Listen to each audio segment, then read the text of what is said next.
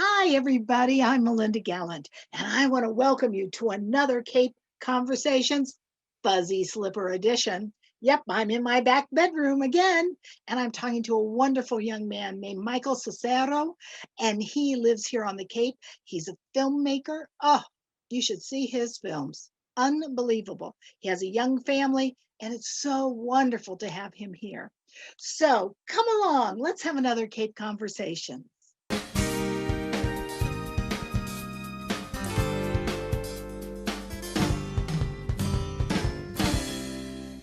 Hi, everybody. Thanks for joining me today. I've got a great guest, as I said before. His name is Michael Cestaro.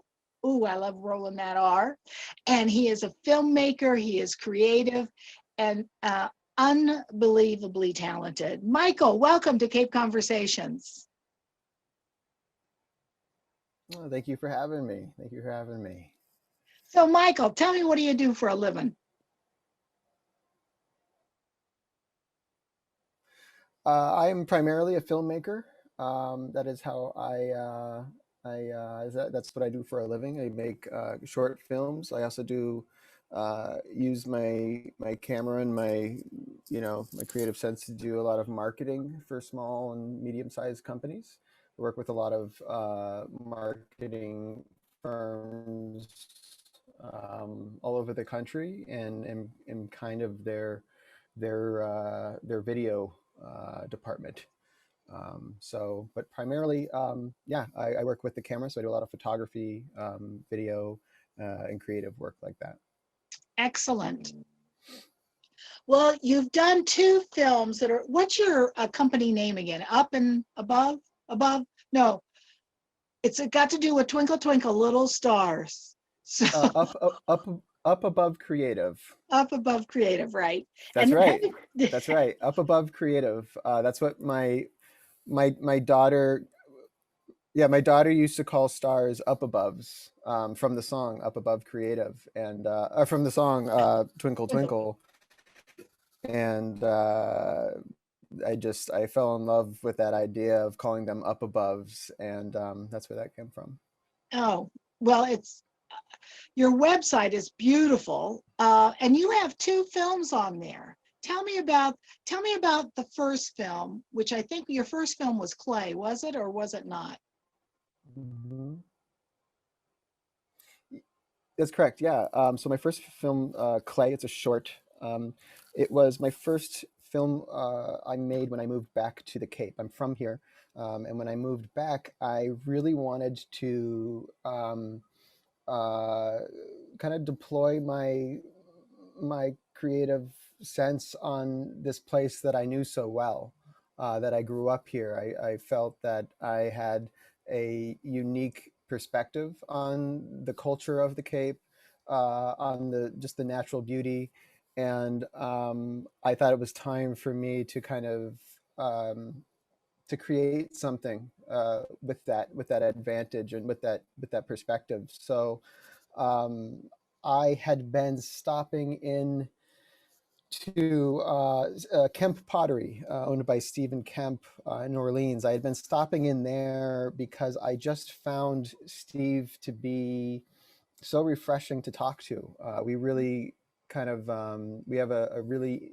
deep kind of friendship that's about creativity and how we see creativity and where we look for it, and just the kind of creative journey, whether it be to make a piece or your own creative journey from the beginning of your life to the end, how you develop as an artist. And I was going through this kind of crisis creatively of being unsure of myself, being unsure of my ideas, trying to silence the critics in my head, and so forth. And Steve just spoke directly to those things, unknowingly. I don't think he knew that he was speaking kind of to me, Right. but. So I captured that, and I didn't know what I was going to make. I didn't know. All I knew was that he was saying things that I decided I'm just going to start bringing my camera when I go see Steve. And I told him, I said, Steve, I'm going to make something here. And he's a very, he's not, he's very little ego in that way. So I said, it's not about you. I assured him that this Yeah. film this is not the Steve Kemp biography. This is something else. Yeah. And I said, that's all I can tell you right now. And it was kind of my test that can I find interesting subject matter here on the Cape. And if I could just walk into a potter's work space in Orleans and find that story, it gave me all of the confidence going forward to that I could talk to people. I could find stories here on the Cape. And so I had finished that film right at the beginning of the pandemic. I was ready to release it to the world, and it was going to be, this big beautiful thing, and that it just shut it down, and so Yeah. I released it online kind of quietly, and that happened. And but it gave me all the confidence I needed to go and make my next thing, which was White Space. So yeah. Well, I will. I've seen both films. I saw White Space before. If people haven't seen it, um, especially in the culture we are living in right now, which is Hmm. very uh, filled with anxiety and angst, both from pandemic wise and also our culture of non diversity. I mean, I'm a Ohio farm girl originally, and Mm. I grew up in a white town. I mean, there were black families, but they lived over here. We didn't go to school Hmm. together. Hmm. Until high school, where I made some really wonderful friends. A friend who now lives in uh, Denver, who we found each other again online, and a wonderful man. And it's so wonderful to have found him again. His sense of humor and his kindness. Um, so I Hmm. understand. I understand that living on Cape Cod, and I don't know whether you were born here or you grew up here or you just happened to live here at a certain point in your life. You grew up here? I was born and raised here, yeah, and then I moved away for quite a while and returned probably about 4 years ago. Okay, so you're a Cape Codder? You were born here? I Yes, that's correct. Oh my God, you got the t-shirt then. As Oh a yeah. baby, they give you a t-shirt that says a Yeah, Cape Codder. So that's right. I got the tattoo. I'm a part of the club. there you go. There are few and far between. What I Hmm. have found though, living here for the only 40 years, um, is there is there's so much richness and texture to the people here. And I'm not talking about the wash ashores like myself. I'm talking about ones who've been here 50, 60, 70, born here people. Um, Hmm. and the underground artist community that is here is so deep.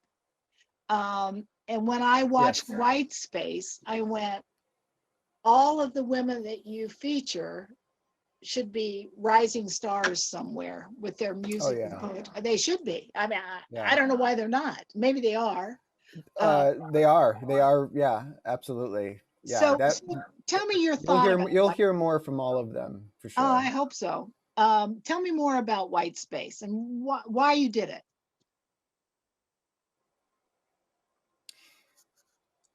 Why I did it. All of the big questions around white space are difficult for me to answer. Why I did it, there's a lot of reasons why I did it. A lot of it just had to do with circumstance of where I was emotionally in my life. I have two daughters. They're 2 and 6 years old, Mm-hmm. and they are both Mexican. And my wife is Mexican, born in Mexico, and grew up in San Jose. Um, and I have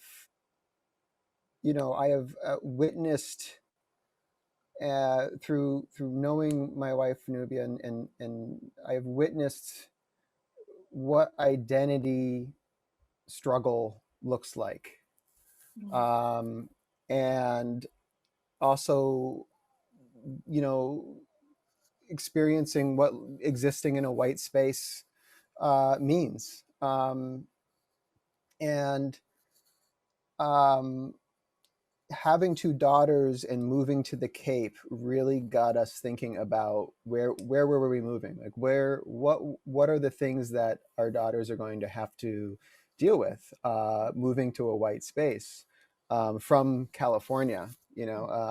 White space is everywhere, but at least in California, there's a foundation. There's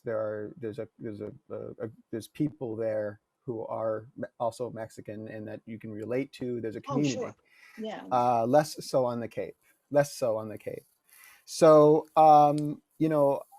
I really like to focus in my creativity about how things feel.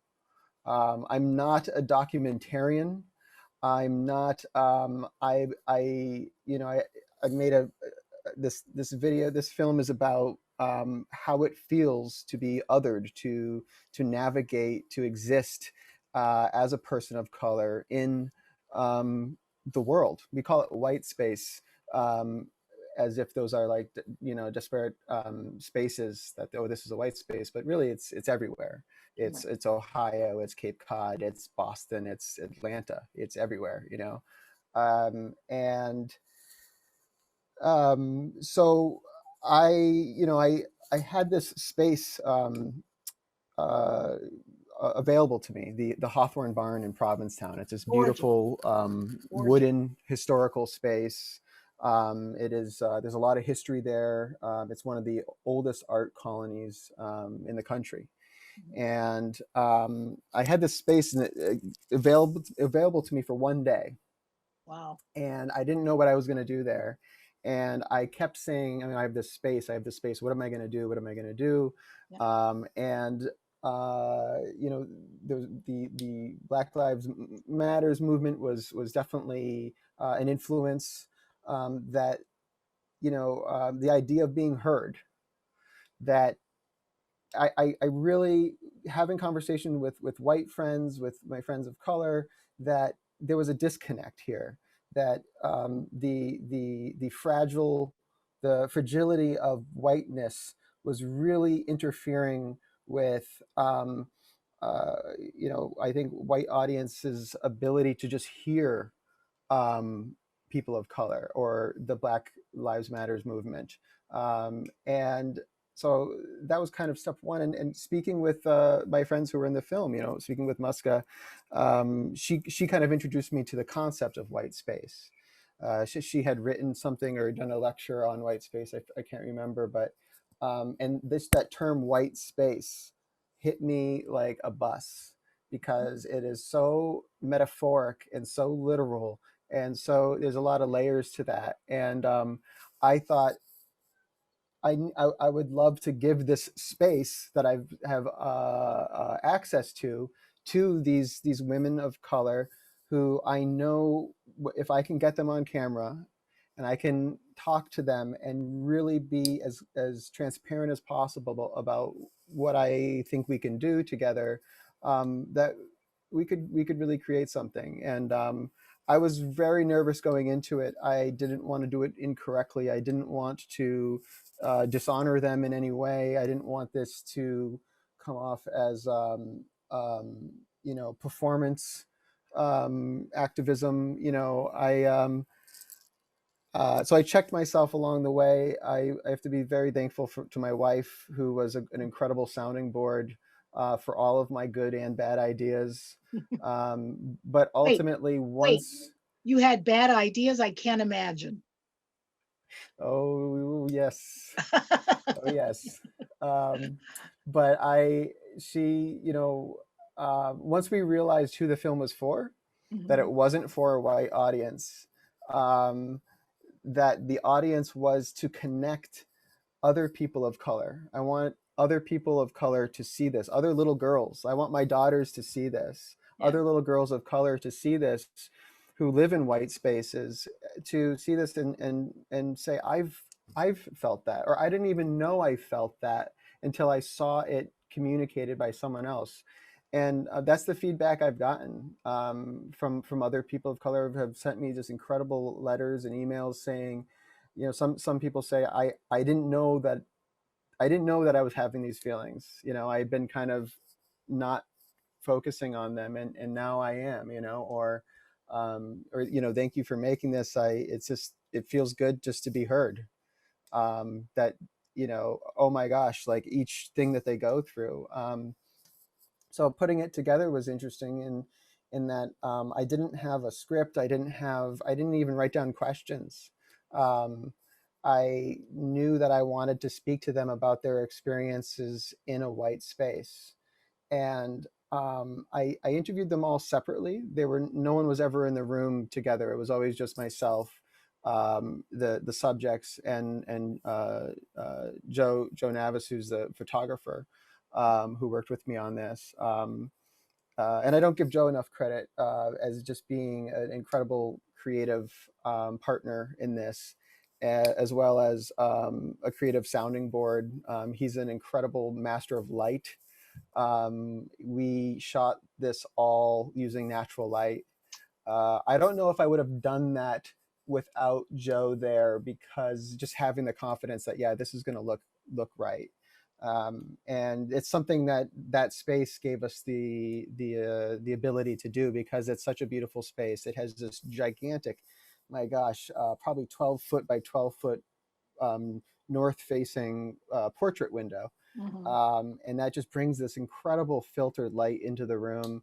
And the surfaces, there's not a surface in that barn that isn't like rustic, that isn't like rusty or metallic, or wood that has like 12 layers of paint on it that is coming off. And so like the light in there is just incredible, and the visual interest in the background is great.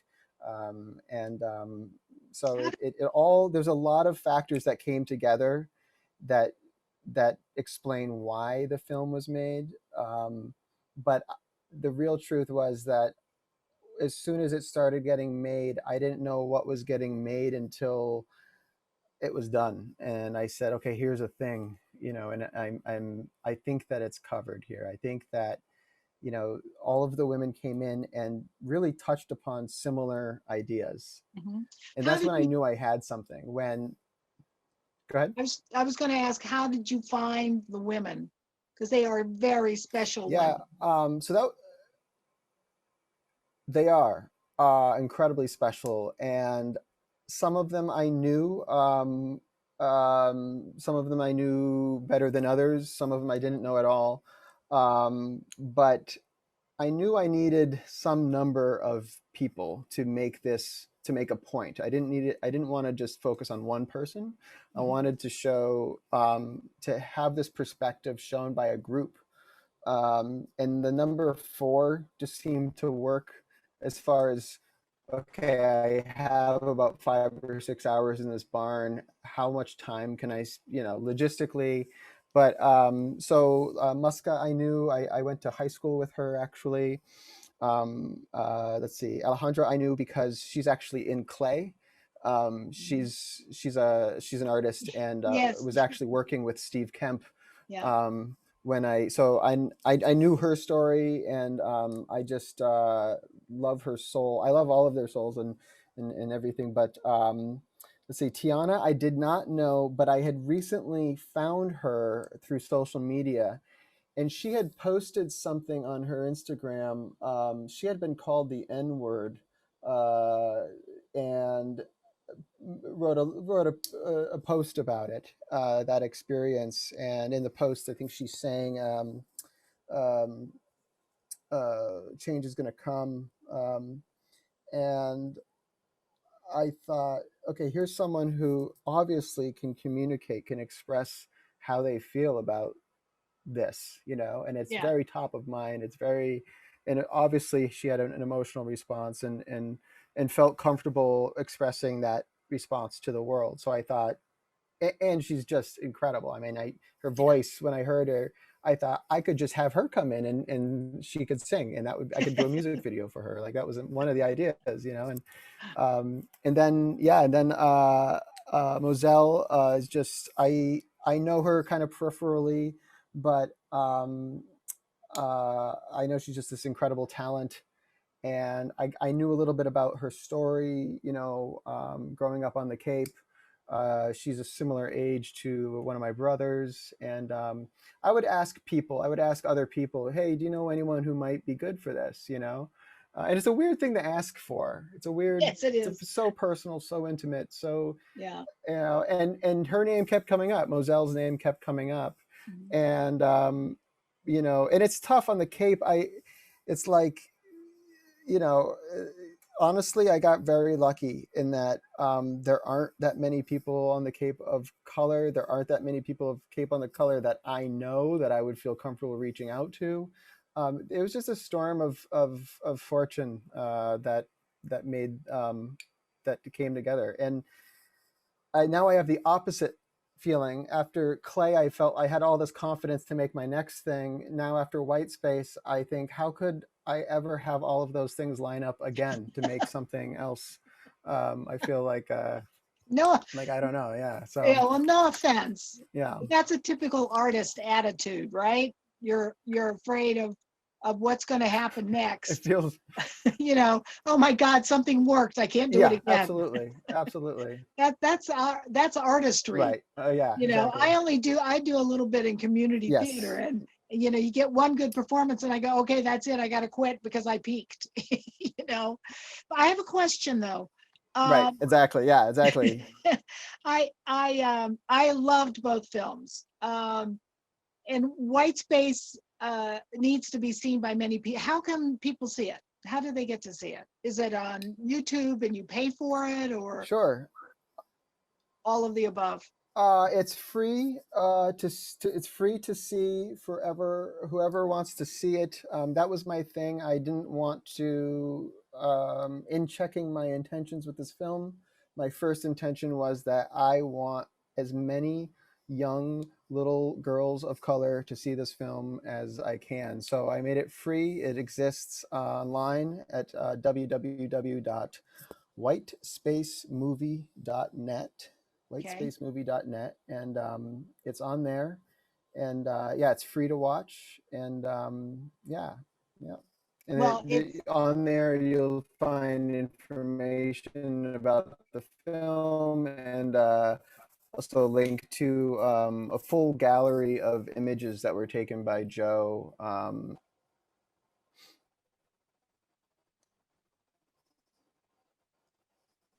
excellent. So, um,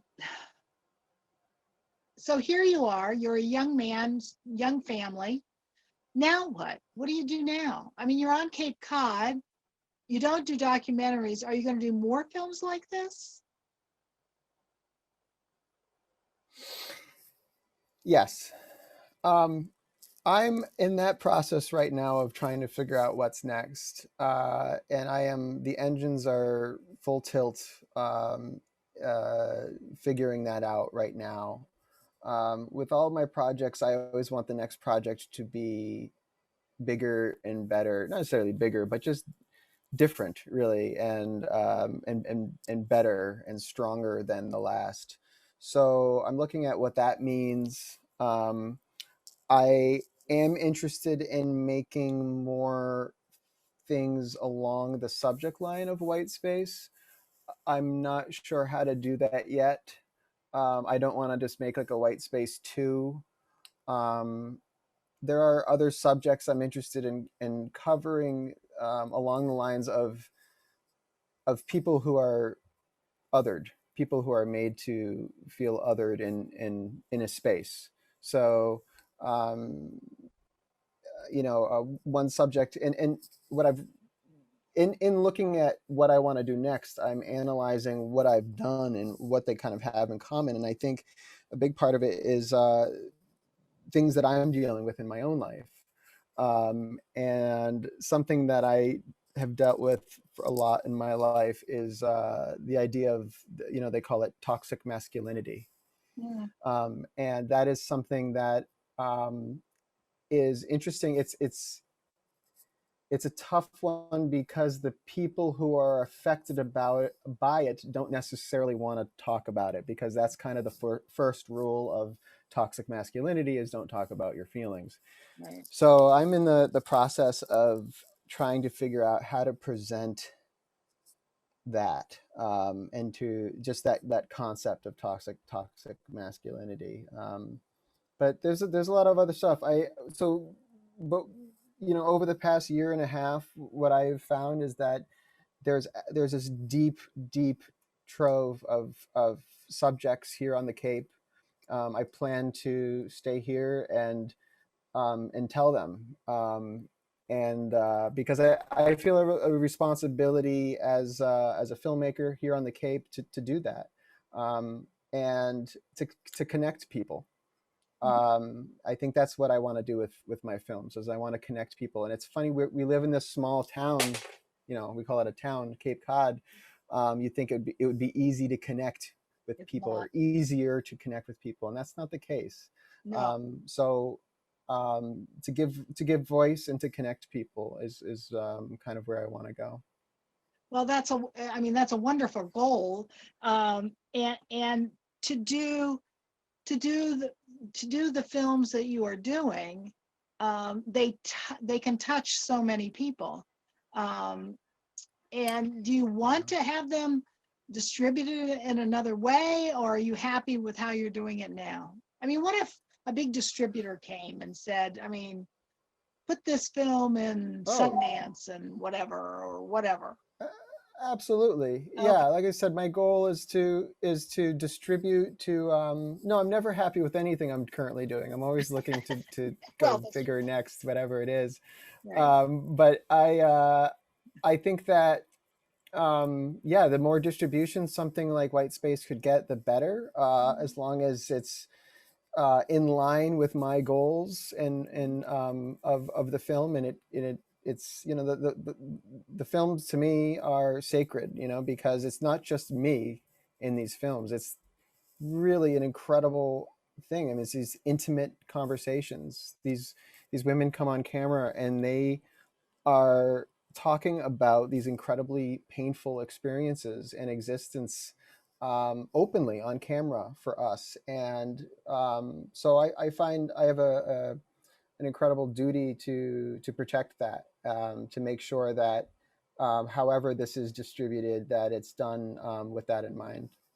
Well, you did a beautiful job of it. It's beautifully filmed. The women are truly exceptional women. And I think Mhm. that white or a person of color, all women have issues with all kinds of things that have to do with the male gender, unfortunately. I think that Venus and Mars is it's definitely out there somewhere. Um, Mhm. and you captured their feelings and really the feelings of the time so well. I think you really did them Yeah, great justice. yeah, I do feel that although the film is definitely about, the white space and the experiences of people of color, and I think that anyone can watch the film and relate to it, whether you are a person of color or not. If there's anything about you that is an othering experience, Here. I think that if you, for whatever reason, have felt, those feelings. I mean, it's not you could that's why I like the idea. I mean, I could make a film about the trans experience, Right. about any experience, any of the people who are made to feel different and isolated. I think it works. So I think in a way the film is for more than just the intended audience, which I'm really excited that works. Well, the other thing too is that in our day and time right now, this moment in time, 2021, there are a lot of people that are out there afraid of other people, and that's part of the problem. They don't like change, and they're afraid of anybody. Wait, you don't look like me. I grew up with everybody Yeah. looking alike, and I look at TV and on television, they look like me, and I go to the movies and they look like me. Yep. And the ones who didn't look like me, I really never saw and I didn't have anything to do with. So they must not be anything like me or, bleed in the same way. So Yep. what you're doing a real Yep. service, I think, showing that. I really, really think so. Great. Great. Yeah. A lot of fear. A lot of it is fear based for Yeah. sure. And yeah, and there's a lot of change coming to the Cape, right Yeah. now. And so you are seeing more people of color existing on the Cape. So Yeah. um, it felt very topical. It felt very relevant when I decided what this was going to be about. Well, it was terrific. It was wonderful. Michael, we've come Thank to the you. end of our time. How do you like that? And I didn't even get to talk to you Flew about your flew dog. by. I didn't even get to Ah, talk to you about your $2. What are their names? Or will you give the names out? Amelia, and Esme, and they are Oh, 2 and 6 years old, oh, and they perfect age. are just incredible. Yeah, Yeah, well, my youngest is 43, so it's a whole different thing when they're 43. Trust me. that's like tomorrow though. That's Yeah, coming it real is. quick. Yes, it is. Yeah. Yeah, the next thing you know, they'll be bringing boys home. Be careful. Uh, yep. Exactly right. Yep. Anyway, it was so nice talking to you today, and I really appreciate it so much. Thank you. And thank you for joining us. Absolutely. Thank you for your help and support. Michael Cestaro, filmmaker. Remember that name because he's going to be very famous someday. Unbelievable filmmaker. They're beautiful. He's done two films that you can see right now. One is called White Space, the other is called Clay, and they are amazing. Amazing. They're short films. They're just what the doctor ordered for these times. So I want to thank you for joining me today, and you know what? I'll catch you next time on another Cape Conversations.